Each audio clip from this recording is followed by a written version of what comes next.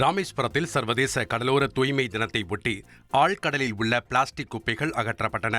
சர்வதேச கடலோர தூய்மை தினம் ஒவ்வொரு ஆண்டும் செப்டம்பர் 3வது வாரம் கடல்வாழ் உயிரிகளை பாதுகாப்பதற்காக கடைபிடிக்கப்படுகிறது.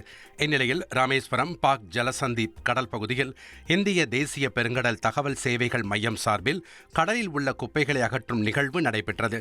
இதில் 300 கிலோ எடை கொண்ட பிளாஸ்டிக் பாட்டில்கள், பழைய மீன்பிடி வலைகள் அகற்றப்பட்டன.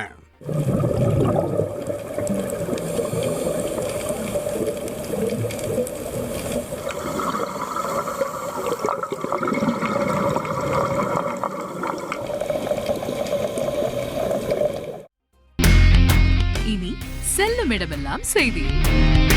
தந்தி டிவியின் வாட்ஸ்அப் சேனலை ஃபாலோ பண்ணினா செல்ல இருக்கும் இடமெல்லாம் செய்தி. இதோ QR கோட் இப்பவே ஸ்கேன் பண்ணுங்க, ஃபாலோ பண்ணுங்க.